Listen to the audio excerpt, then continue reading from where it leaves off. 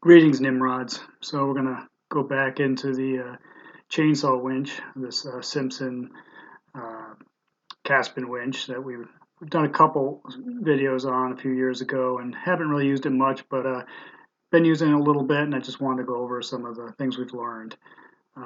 So last time I was up in Maine, there was this particular maple tree that's got a big section of compression in it, kind of burl material, hopefully, um, that we wanted to harvest. We had to get this ash tree out of the way. There's about a 12-inch diameter or 10-inch diameter ash, actually. Tall, though, and all that because the maple tree was actually leaning on it. That's why the maple tree was sort of curved and was being braced by that ash tree. So we had to cut away the ash tree to get the maple. Then we're pulling the ash tree out here. We're setting up the Simpson chainsaw winch here. It's been working good, and that Stihl 028 that I fixed up, put new rings in, is breaking in now and running really well. I don't think you need a saw this big for this particular winch. I think any 40 or 50 cc saw would work fine. I kind of choked back on it for doing this. So there's that tree again. It's about 12 inches at the trunk, and up there where the burl material is, it's about 20 inches. Good 8-foot section that's bunched out to 20 inches, and it Y's off there and gets pretty broad at the top. So, of course, even with that other tree out of there, there's so many trees up, I know I'm going to hang this up. I was kind of hoping I would be able to push through them with a weight, but I kind of shortchanged it on the notch here. I didn't cut away enough of the hinge, and it didn't fall fast enough. So it got hung up, of course. What do you do when it's hung up? Well, historically, we would be cutting the trunk shorter until it was hanging more vertical and put a come along on it. And we did cut some of the trunk out of it, but I didn't really want to get into that burl material. I didn't want to cut up what I was after. So we tried the Capstan winch on it, and first we tried pulling it back out of the trees and from the trunk side, pulling the trunk toward us. That didn't really work because the trunk would just stick into the ground and jam up. So we're going to pull it from the side. One thing you'll notice here is I only wrapped it around 3 times.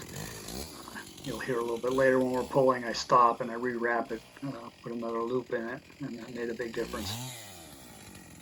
Something to remember. So I tend to put the anchor on the tree kind of high. I don't really need to here, but a lot of times I'm pulling stuff off the ground. The ground's very lumpy. This is in Maine, and it's all lumpy, bumpy, mushy, rocky, rooty ground. So we're pulling away, and it helps to pull up as opposed to pull it straight back. But we're going to do some other things to make that better. We'll talk about in another video. So the nice thing about this winch is that when you let go of the rope, and it slacks off right away, so you can kind of rock the tree back and forth, sort of like your car is stuck in a rut in the snow and you rock it back and forth out of it.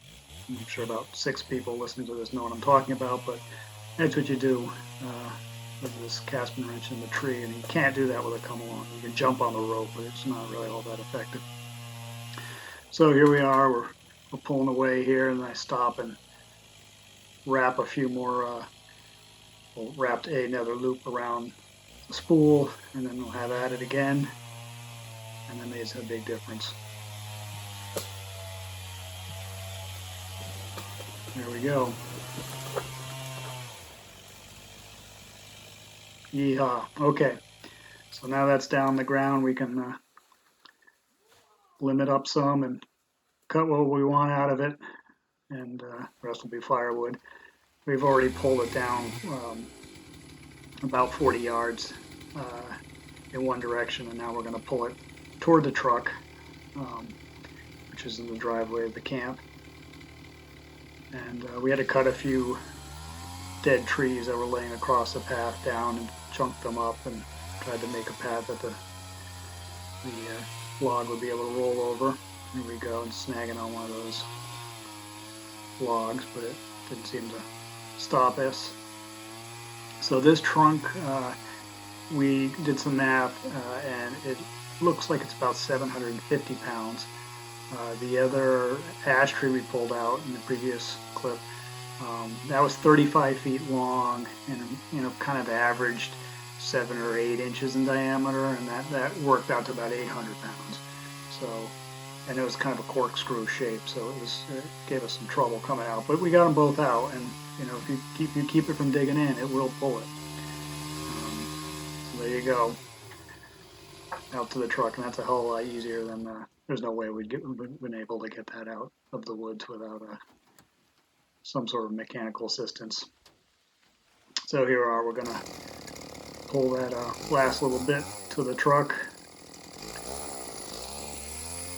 and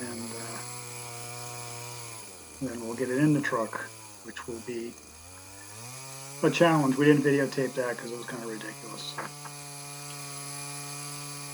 We did get it in, and it wasn't terrible, but it was just a lot of leverage, and we seesawed it on a big log. We stuck a log under it and picked it up a little bit and jammed it in a little further until it was pointing up, and then backed up the truck, and then heaved it up onto the tailgate and put some plastic between the plywood sheets there and slid it in. So there you go. Well, we got some rain up there as well. So hopefully you enjoyed that video. Make sure you give it a big thumbs up. Make sure you like it. Send it to your friends, and subscribe. Nimrod wants you to subscribe. Happy hunting, Nimrods.